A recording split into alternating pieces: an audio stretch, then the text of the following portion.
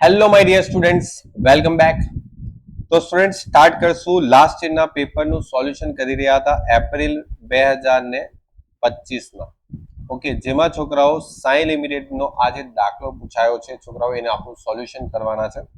તો છોકરાઓ sign limited 31/3/2024 ના રોજ સ્વૈચ્છિક ફડચામાં જાય છે અને પાકું સર્વે નીચે મુજબ.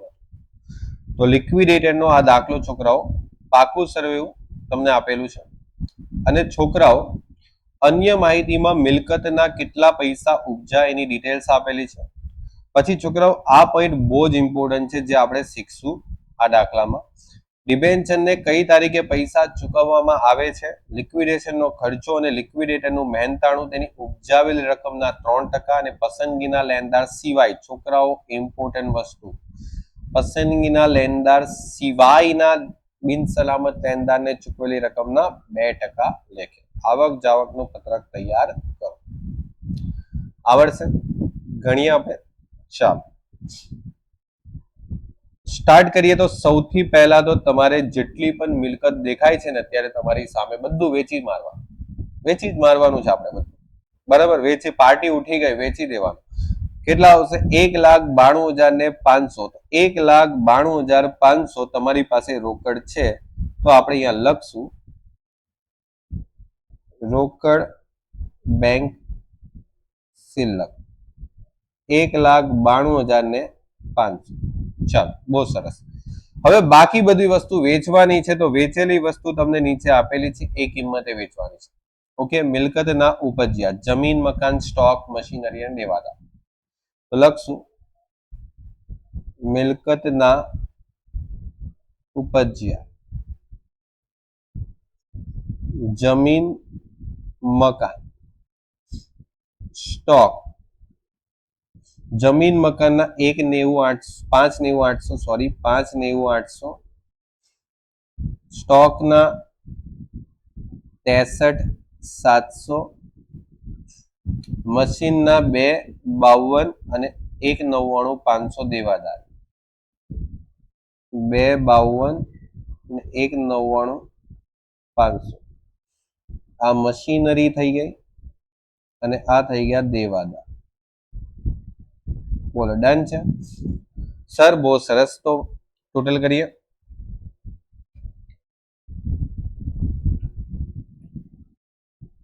ઓકે સર, 11,06,000 રૂપિયા આપણી પાસે ભેગા થયા છે.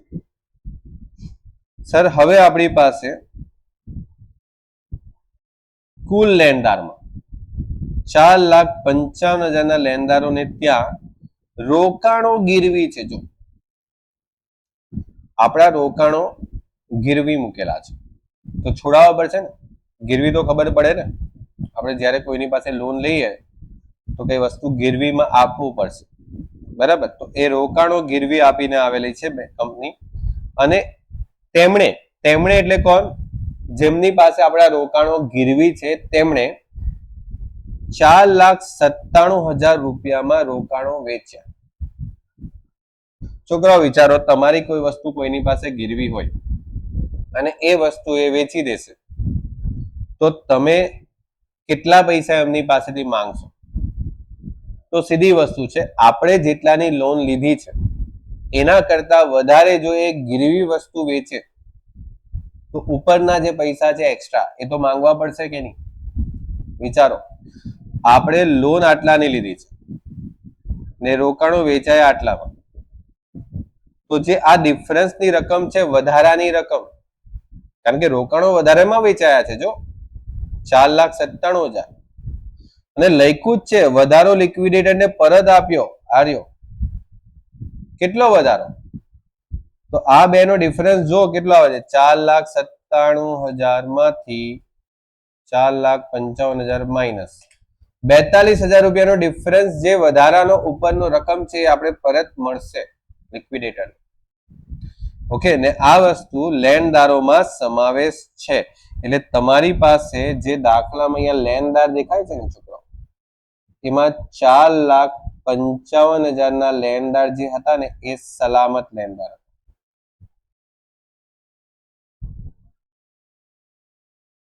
આ 4,55,000 લેણદારો સલામત હતા 9,10,000 માંથી, જેમની પાસે આપણા રોકાણો ગીરવી છે. તો આપણે એમની પાસેથી વધારાની રકમ પરત મેળવશું. તો કેટલી?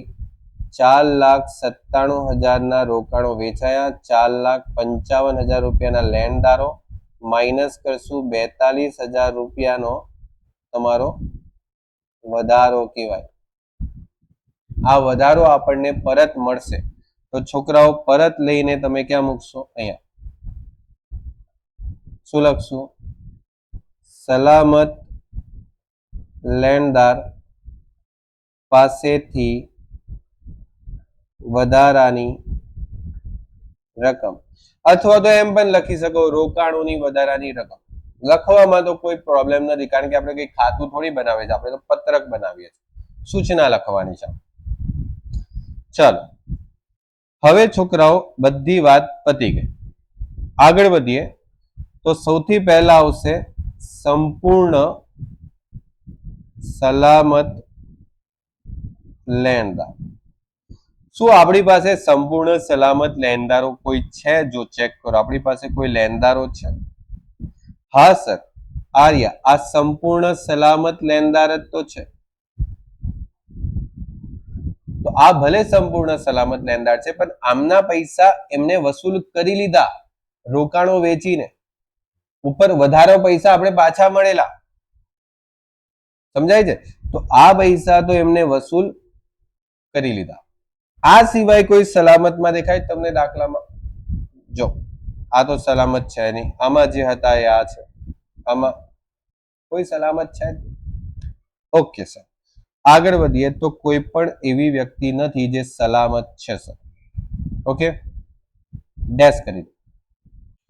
પછી આવશે છોકરાઓ વિસર્જન ખર્ચો. સર વિસર્જન ખર્ચ કેટલો છે? તો સર વિસર્જન ખર્ચ કેટલો છે? આ રહ્યો ચોથા પોઈન્ટ, 47,565. 47,565. ત્યાર પછી લિક્વિડેટર ને મહેનતાણું. સર કેટલું મહેનતાણું આપવાનું છે? તો સર પાંચમા પોઈન્ટમાં ઉપજાવેલી રકમના 3% કીધા છે. ઉપજાવેલી રકમ કેટલી છે? 11,06,000. આના 3% તમે કરી શકો છો સર? હા આવડે, એ તો કરતા આવડે. કેટલા છે? 33,180 રૂપિયા. કમ્પ્લીટ, એકદમ ફિનિશ. ઓકે સર, આ સિવાય પસંદગીના લેણદારો સિવાયના બિન સલામત લેણદારને જે પૈસા આપશો એના પર 2% બીજા. ઓકે, તો આપણે અહીંયા જગ્યા છોડી દેશું 2% માટે, કારણ કે આપણને હજુ ખબર નથી પડી કે સર આપણે બિન સલામત લેણદારને કેટલા પૈસા ચૂકવશું. તો જ્યારે રકમ જ નથી ખબર તો 2% કેવી રીતે કરશું? બરાબર, એ પછી જોવાઈ જશે. ચાલો આગળ વધો. ત્યાર પછી આવશે છોકરાઓ પસંદગીના લેણદાર. સર પસંદગીના લેણદાર દાખલામાં આપેલા છે? તો હા સર આપેલા છે. આર્યા પસંદગીના લેણદાર 35,000. આપી દો પૈસા તમારે. તો 35,000 પસંદગીના લેણદાર. ઓકે, ત્યાર પછી છોકરાઓ ડિબેન્ચર હોલ્ડર ને પૈસા આપવાના. ઓકે સર, સર ડિબેન્ચર કેટલા છે? તો સર ડિબેન્ચર આર્યા 1,40,000. પૈસા ચૂકવો, ખિસ્સા ખાલી કરો. ડિબેન્ચર કહેશે કે ચલો લાવો અમારા પૈસા. ઓકે, ત્યાર પછી ડિબેન્ચર પર ચઢેલું વ્યાજ. જો ડિબેન્ચર તો ચૂકવાઈ ગયા, ડિબેન્ચર પર ચઢેલું વ્યાજ પણ સાથે સાથે ચૂકવવું પડશે. તો લખશું ડિબેન્ચર વ્યાજ 7,000 રૂપિયા. સર આપણે ડિબેન્ચર નું વધારાનું વ્યાજ આપવું પડશે. તો જો ચેક કરો છોકરાઓ, આપણે ડિબેન્ચર ને પૈસા ક્યારે ચૂકવીએ છીએ? જો ધ્યાન આપો, આ કઈ તારીખ છે? 30/9/2024. આ તારીખે આપણે ડિબેન્ચર ને પૈસા ચૂકવ્યા. ને આપણો ધંધો, આપણી કંપની કઈ તારીખે બંધ કરે છે? તો 31/3/2024. આ દિવસ આપણો છેલ્લો દિવસ હતો. તો સર ડિબેન્ચર ને પૈસા લેટ નહીં મળ્યા, આપણે ડિબેન્ચર ને પૈસા લેટ ચૂકવા કે નહીં ચૂકવા? આ તારીખે ધંધો બંધ કર્યો, પૈસા ચૂકવ્યા 30/9/2024. કેટલા મહિના લેટ કર્યું વિચારો, કેટલા મહિના લેટ કર્યું? જો ધ્યાન આપો, અહીંયા ગણતરી બતાવો.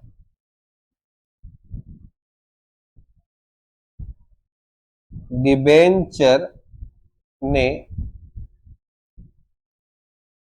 વધારાનું વ્યાજ 31/3/2024 ના રોજ આપણે ધંધો બંધ કર્યો. આ તમારો વાર્ષિક હિસાબની તારીખ હતી ને પછી ધંધો શટડાઉન પતી ગયો, શટલ ડાઉન.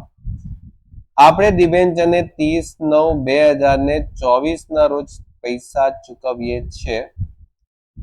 તો હવે જે બચેલું છે ડિફરન્સ, ઓકે, એ 6 માસનો ડિફરન્સ બચે છે. અને આ જે 6 માસનો ડિફરન્સ બચે છે ને એ 6 માસના એક્સ્ટ્રા વ્યાજ ચૂકવવું પડશે. તો ડિબેન્ચર કેટલા છે? ડિબેન્ચર કેટલા છે? 5% 1,40,000.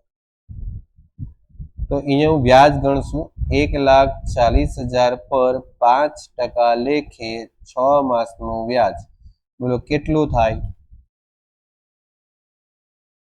એક સેકન્ડ, 1,40 ના 5% લેખે 6 માસનું વ્યાજ 3500. પરંતુ સર આ જે વ્યાજ ચૂકવો ને એ વ્યાજની એક શરત છે કે આ વ્યાજ ત્યારે જ ચૂકવાશે જ્યારે તમે બિન સલામત લેણદારને પૂરેપૂરા પૈસા ચૂકવી શકતા હોય તો. આ વ્યાજ ક્યારે ચૂકવાશે? બિન સલામત લેણદારને પૂર્ણ રકમ ચૂકવી શકાય તો જ ડિબેન્ચર ને વધારાનું વ્યાજ ચૂકવાશે. બરાબર, આ વ્યાજ ચૂકવાશે. થોડી શાંતિ રાખો, થોડીક શાંતિ રાખવાની. બરાબર, અહીંયા લખું છું વધારાનું વ્યાજ, પણ આપણે જગ્યા છોડી દેવાની. બરાબર, અને એના પછી નેક્સ્ટ જાઓ બિન સલામત લેણદાર. સર બિન સલામત લેણદાર કેટલા છે? સર આપણી પાસે આમાંથી કેટલા બચે છે જો ની, કારણ કે જો 9,10,000 માંથી 9,10,000 માંથી 4,55,000 તો આપણા થઈ ગયા ને માઇનસ, એટલે બીજા બચ્યા 4,55,000. આ 4,55 એ બિન સલામત હતી. પણ આ 4,55 માંથી શું કરવાનું છે? તો જો બીજા ધ્યાન આપજો, ધ્યાન આપજો, ધ્યાન આપજો, ધ્યાન આપજો. આવી જાઓ અહીંયા ધ્યાન. આ જે રકમ છે એમાં લખેલું શું છે? જો વાંચો કે 1,75,000 ના લેણદારને 3% પૈસા ઓછા આપવાના, 70,000 ના લેણદારને 35% પૈસા ઓછા ચૂકવવાના, બાકીના લેણદારને પૂરેપૂરા. તો જે પેલા તમે ઉપર ગણતરી કરી ને આ બિન સલામત, આ 4,55,000 છે, આ બિન સલામત છે. એની જ વાત અહીંયા નીચે થાય છે, એની જ વાત થાય છે. તો આપણે શું કરવાનું? જો ધ્યાન આપજો, 4,55,000 જે છે એ તમારા બિન સલામત થયા. હવે આમાંથી છોકરાઓ તમને દાખલામાં સ્પષ્ટ સૂચના છે કે 1,75,000 માટે 3% ઓછા, 70,000 ને 35% ઓછા, એટલે 1,75,000 ને 3% પૈસા ઓછા આપવાના. કેટલા થયા? 169,750. ને આમાંથી 70,000 ને 35% પૈસા ઓછા, એટલે 45,500 આપણે ઓછા આપવાના છે. ને બાકી બચેલા જે વિદ્યાર્થીઓ છે એમને પૂરેપૂરા પૈસા આપવાના. ઓકે, તો 1,55,000 માંથી 1,75 માઇનસ અને 70 માઇનસ એટલે બાકી પૈસા એ 2,10,000. આમને પૂરા પૈસા આપવાના, આમની સાથે ચીટિંગ નહીં કરવાની, પૂરા પૈસા. તો ટોટલ તમારે કેટલા ચૂકવવાના થાય? કુલ 169,750 પ્લસ 45,500 પ્લસ 2,10,000 કેટલા થયા? 4,25,250. આ તમારે ટોટલ પૈસા ચૂકવવાના થાય છે. કોને? બિન સલામત. તો ચેક કરો છોકરાઓ કે શું આપણા ખીચામાં એટલા પૈસા છે કે જે આપણે 4,25,250 આમને ચૂકવી શકીએ છીએ. ચેક કરવું પડશે. તો કરીએ ચેક. તો જો આવી જાઓ, આવક બાજુ કેલ્ક્યુલેટર ઉઠાવો. 1,92,500 પ્લસ 11,06,000 પ્લસ 42,000 થયું. આ તમારી પાસે આટલા પૈસા થઈ ગયા ટોટલ. હવે આવી જાઓ જાવક બાજુ, માઇનસ કરો. કેટલા આવશે? 47,565. બરાબર, આ બી માઇનસ કરી દો. કેટલા આવશે? 33,180. ઓકે, માઇનસ કરો. આ કેટલા આવ્યા? 35,000. માઇનસ કરો. આ કેટલા આવ્યા? 1,40,000. 7,000 પણ માઇનસ કરો. કેટલા આવ્યા? 7. સર આપણી પાસે આટલા રૂપિયા છે, હજુ છે આટલા રૂપિયા. શું આ જે રૂપિયા તમારી પાસે છે એમાંથી આ રકમ આરામથી ચૂકવાઈ જશે? બિંદાસ થઈ જશે. તો બસ આ પૈસા પણ આપણે ચૂકવી દઈએ. ઓકે સર, તો 4,25,250 માઇનસ કરશું. સિમ્પલ વસ્તુ છે. ઓકે સર, હવે આમના તો પૂરા પૈસા ચૂકવાઈ ગયા, તો આમના પર જે વધારાનું વ્યાજ છે એ પણ ચૂકવી દેવો. હવે તો હા, ચૂકવી દો. કેટલું હતું? 3500 રૂપિયા. સમજાય છે છોકરાઓ? ધ્યાન રાખજો, આજે મેં તમને સમજાવું છું ને એમાં ઘણી વખત એક્ઝામમાં એવો ક્વેશ્ચન આવે છે કે જેમાં આ રકમ પૂરી નહીં મળે, અને જો આ તમે પહેલેથી લખી દેશો તો લોચા પડશે, ભૂલ પડશે પછી. બરાબર છે, એવો દાખલો છે, મેં ગણાવેલો છે. એટલે આ રકમ તમે જ્યારે ચૂકવો ને તો એ પહેલા ચેક કરી લેવી કે આ રકમ પૂરેપૂરી ચૂકવાય છે. હા, તો પછી આ ચૂકવાઈ જાય એટલે આ ચૂકવી દો. ઓકે, હવે આના પર છોકરાઓ 2% તમારે અહીંયા મહેનતાણું આપવાનું છે. તો 4,25,250 4,25,250 ના 2% કેટલા આવશે? 8,505. હવે બધું ટોટલ કરી દો. 33,180 પ્લસ 8,505 એટલે તમારી પાસે આવશે 41,685. 1,40 પ્લસ 7,000 પ્લસ 3500 કેટલા આવે છે? 1,50,500. ડન. બોલો, આટલે સુધી આપણું A to Z વસ્તુ સમજ પડી જવી જોઈએ. આટલું દાખલામાં આવડવું જ જોઈએ. ઓકે, સ્ટેપ બાય સ્ટેપ બધું. હવે છોકરાઓ તમારી પાસે બચ્યું શું છે? તો સર બધાને તો પૈસા અપાઈ ગયા, એમને બી પૈસા ચૂકવાઈ ગયા. બરાબર, આ બધા પૈસા ચૂકવાઈ ગયા, બધું દેવું ચૂકવાઈ ગયું. દેવું કંપનીના માથે જે પણ હતું એ બધું ચૂકવાઈ ગયું. હવે છોકરાઓ વેઇટ કરો કે શું આપણે પ્રેફરન્સ શેરને આ 7 લાખ રૂપિયા આપી શકીએ છીએ? અને ચેક કરી લેવાનું કે પ્રેફરન્સ શેર પર કોઈ ડિવિડન્ડની રકમ બાકી છે એવું હવાલામાં લખેલું તો નથી ને? બરાબર. ઓકે સર, તો હવે જે વાડી આવશે એમાં ફક્ત કંપનીના ઇક્વિટી શેર હોલ્ડર અને પ્રેફરન્સ શેર હોલ્ડરની વાડી આવશે. તો આ 7 લાખ રૂપિયા આપણે ચૂકવીએ તો અહીંયા લખશું પ્રેફરન્સ શેર હોલ્ડર અને એમાં પ્રેફરન્સ શેર મૂડી. શું આપણે પૈસા 7 લાખ ચૂકવી શકીએ છીએ? આપણે અત્યારે બેલેન્સ જોવું પડશે, આપણી પાસે કેટલું બેલેન્સ છે. તો છોકરાઓ વળી પાછું કેલ્ક્યુલેટર લઈને આ ટોટલ કરી દો. 1,92,500, 11,06,000, 42,000 પ્લસ. એટલે આપણે છોકરાઓ ગણતરી પણ દર્શાવી દઈએ આજે. જો આવક બાજુનું તમારું ટોટલ કેટલું છે? 13,40,500 ને જાવક બાજુનું જે તમારું ટોટલ છે એમાં બિન સલામત સુધી, તમે બિન સલામત સુધી જેને પૈસા ચૂકવ્યા, જેમ કે 1, 2, 3, 4, 5 આ બધા પૈસાનું ટોટલ કરો. કેટલું થાય છે ભાઈ? 47,565, 41,685, 35,000, 1,50,500, 4,25,250. ઓકે, 7 લાખ રૂપિયા થાય છે.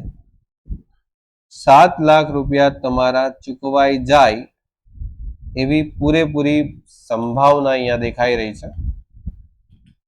સર આપણી પાસે 6,40,500 રૂપિયા જ બચે છે. ઓકે, આ બાકી વધેલ રોકડ.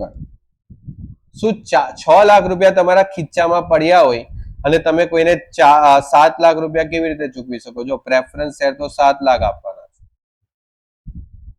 પોસિબલ? Is it possible? મારી પાસે 6,40,500 હોય તો મારે 7 લાખ ચૂકવવાના હોય તો કેવી રીતે ચૂકવી શકું? બોલો, પોસિબલ છે? પોસિબલ? હું પોસિબલ? લોન લઈ લેવાની એમ? હે, પોસિબલ નથી ને? હા, એટલે પૈસા ઓછા છે આપણી પાસે. તો હવે આપણે શું કરવાનું? તો હવે આપણે મૂડી તૂટ શોધવાનું. ને મૂડી તૂટ શોધવા માટે આપણે એ ચેક કરવાનું કે મારે હવે કુલ કેટલા પૈસા ચૂકવવાના થાય છે. આ બધાનું ટોટલ કરો. કેટલા હોય છે? 5,60, પછી 2,94, 2,24 અને 7 લાખ. ઓકે, બધું ટોટલ મળીને આપણી પાસે કેટલું થાય છે? મૂડી તૂટ માટે આપણે છોકરાઓ શું કરીએ? એ સાઈડ પર ગણતરી કરી લઈએ, નહીં નીચે કરીએ.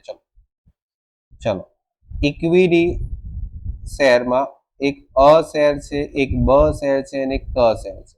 અને પ્રેફરન્સ શેર મૂડી. જો એક જણને 5,60,000 આપવાના થાય છે, એક જણને 2,94,000 આપવાના થાય છે, એક જણને 2,24 આપવાના થાય છે અને એક જણને 7 લાખ.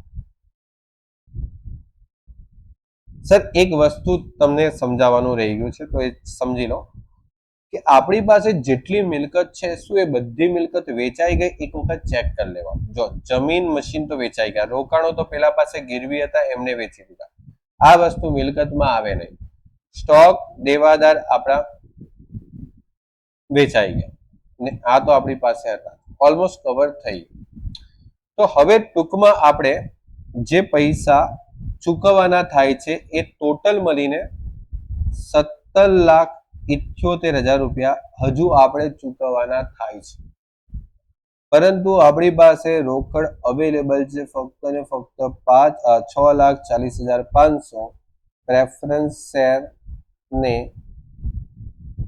ચૂકવણી પહેલા આપણી પાસે 6,40,500 બચે છે. પ્રેફરન્સ શેરને હજુ ચૂકવણી નથી કરી, પણ હજુ ચૂકવણી કરીએ પહેલા આટલા જ પૈસા છે. તો પ્રેફરન્સ શેરને ચૂકવણી પડે એ પહેલા વધેલી વધેલ રોકડ કેટલા થાય? 6,40,500 માઇનસ કરો. સર 11,37,500 આ તમારી શું થઈ ગઈ? મૂડી તૂટ થઈ ગઈ. હવે આ જે મૂડી તૂટ છે કોણ ભોગવે? તો ફક્ત ને ફક્ત મૂડી તૂટ ઇક્વિટી શેર હોલ્ડર ભોગવે. પ્રેફરન્સ શેર હોલ્ડર ભોગવવા જશે નહીં. જો તમે પ્રેફરન્સ શેર ને લીધું ને તો પાપ લાગશે. ઇક્વિટી શેર જ ફક્ત શું કરશે? મૂડી તૂટ ભોગવશે. તો ઇક્વિટી શેર આપણી પાસે કેટલા છે સર? સર આપણી પાસે 7,000 શેર છે, એ બી 100 રૂપિયાનો. 4,900 શેર છે, એ બી 100 રૂપિયાનો. 56 શેર છે એ બી 100 રૂપિયાનો. ઓકે સર, બધા 100 રૂપિયાના જ છે. તો આપણે શેરનું પ્રમાણ જે છે એ લઈ લઈએ 7000, 4900 અને 5600. આમાં બબ્બે ઝીરો જો બધામાં કાઢી નાખીએ તો કયું પ્રમાણ બને? 70:49:56. ઓકે, શું આમાંથી કેન્સલ કરી શકીએ? ઘણા છોકરાઓને કેન્સલ કરવામાં જો બીક લાગતી હોય ને તો આ જ પ્રમાણ લઈ લેવાનું 70, 49 અને 56. ચાલશે, કોઈ ફરક નહીં પડે. તો આપણે શું કરવાનું છે? આ જે તમારી પાસે મૂડી દૂધ આવે છે એને 70:49:56. ચલો કરો, કેટલા આવે છે? 70 + 49 + 56, 175 ટોટલ થાય બધાનો. અને તમારે જેમમાં વેચતા તો આવડે ને, તો અહીંયા આવશે 4,55,000 ની મૂડી તૂટ. અહીંયા આવશે 3,18,500 ની મૂડી તૂટ અને આમાં આવશે 3,64,000 ની મૂડી તૂટ. તો આ થઈ ગઈ મૂડી તૂટની વહેંચણી. દરેક શેર હોલ્ડરે આટલું નુકસાન ભોગવવું પડશે કાયદેસર, નો ઓપ્શન. પણ હવે આ જે પહેલો શેર હોલ્ડર છે જેનું નામ લગભગ દાખલામાં એ આપેલું, બી આપેલું, સી આપેલું છે, તો આપણે બી અહીંયા એક કામ કરી દઈએ, એ, બી અને સી. તો છોકરાઓ વિચારો, તમે અગર જો એ શેર હોલ્ડર હોય તો એ શેર હોલ્ડરે કંપનીને કેટલા પૈસા આપેલા? 5,60,000 કંપનીને આપેલા. હવે કંપની બંધ થઈ ગઈ એટલે 5,60,000 કંપની પાસે માંગવાના. કંપની કહેશે કે તમારું આટલું નુકસાન છે. તો આ એ શેર હોલ્ડર શું બોલશે કે ભાઈ ઠીક છે, એક કામ કરો, મારું નુકસાન છે ને એ આમાંથી કાપી લો, બાકી ઉપરના પૈસા તો મને આપો. સમજાય છે ને? સમજો, મારે કશેથી પૈસા લેવાના છે, હું એમની પાસેથી પૈસા માંગુ અને એ વ્યક્તિ એમ કહેશે કે ભાઈ તમારા ભાગે આટલા રૂપિયા નુકસાન આવે છે, તો હું શું કહીશ કે કઈ વાંધો નહીં, મારા પૈસા જે લેવાના થાય છે એમાં નુકસાન બાદ કરી દો અને બાકીના ઉપરના પૈસા મને આપી દો. સિમ્પલ. તો આપણી પાસે જે ભરપાઈ મૂડી છે એ કેટલી છે? તો છોકરાઓ એ શેરની કેટલી છે? 5,60,000. એટલે બાકી ઉપરના વધેલા પૈસા 4,55,000 માંથી 5,60,000 બાદ કરશે એટલે 1,05,000 જે છે આ કંપની એમને પૈસા ચૂકવશે. આ કંપની એમને પૈસા ચૂકવણી કરશે કે લો ભાઈ તમારા પૈસા, નુકસાન બાદ બાકીના પૈસા પકડો. ત્યાર પછી બી શેર હોલ્ડરના 2,94,000 રૂપિયા ભરપાઈ છે. હવે બી ના તો જો પૈસા જ ઓછા ભરપાઈ છે, બી ના ભાગે જે નુકસાન આવે છે એ વધારે આવે છે. ગરીબી મેં આટા ગીલા, બરાબર? તો આ પૈસા નુકસાનનું વધારે છે અને એના પૈસા ભરેલા ઓછા છે, તો વધારો કંપની ઉલટી સામે માંગશે કે લાવ બેટા તારા પૈસા આપ. આની પાસે શું થશે? કંપની મંગાવશે, આની પાસે પૈસા મંગાવશે કે લાવો ભાઈ, બહુ થઈ ગયું. 2,24,000 આના માઇનસ થશે એટલે આમાં પણ સેમ વસ્તુ, નુકસાન વધારે આવે છે બેટા, નુકસાન વધારે આવે છે. 1,40,000 અમની પાસે પણ કંપની શું કરશે? મંગાવશે કે લાવો બેટા આવવા જ દે પૈસા. તો ટૂંકમાં 24,500 અને 1,40,000 તમારે મંગાવવા પડશે. ઓકે, કોની પાસેથી મંગાવશું? બી પાસે. એટલે પાછી આવક થશે 24,500 અને 1,40,000. શું આવશે? બી શેરનો બાકી હપ્તો મંગાવશું, સી શેરનો બાકી હપ્તો મંગાવશું. હવે છોકરાઓ તમારી પાસે જે પૈસા ઘટતા હતા ને એ પૈસા આવી ગયા. જો ચેક કરો કેટલા પૈસા હતા તમારી પાસે? 6,40,500. કેલ્ક્યુલેટર લઈ લો. 6,40,500 આટલા રૂપિયા હતા ને ખીચામાં. પેલા બીજા આવ્યા, કેટલા આવ્યા? બોલે સર 24,541, 24,541 એમાં એડ કરો, એડ પ્લસ, અને પ્રેફરન્સ શેરને ચૂકવવાના હતા 7 લાખ રૂપિયા. ઓકે, તમારી પાસે પૈસા ખૂટતા હતા, તમે પૈસા મંગાવ્યા એટલે તમારા પૈસા થઈ ગયા. જો પૈસા મંગાવવાથી 8,05,000 રૂપિયા થઈ ગયા ને હવે આ 7 લાખ રૂપિયા આરામથી ચૂકવાઈ જશે. ને એના પછી 7 લાખ ચૂકવ્યા પછી પણ તમારી પાસે 1,05,000 બચે છે. એ કોને આપવાના છે ખબર છે? આ ભાઈને, આ ભાઈને આપવાના છે, આ ભાઈને આપવાના છે. જો કંપની એમને પૈસા ચૂકવશે કે ભાઈ લો તમારા 1,05,000, એટલે તમે અહીંયા લખશો ઇક્વિટી શેર હોલ્ડર, એમાં એ શેર હોલ્ડર જે છે એને 1,05,000 રૂપિયા ચૂકવી દેવાના. પતિ આ બંને રકમ તમારી ટોટલ ટેલી થઈ જશે. જે પૈસા હતા બધા ચૂકવાઈ ગયા.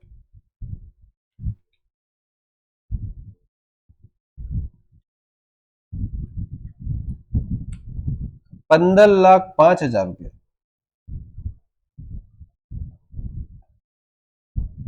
Okay sir. અને આ સાઈડ 47,565, 41,685, 35,000, 1,50, 500, 4,25,250, 7 લાખ અને 1,05,000. બોલો કેટલા આવશો? 15,05,000.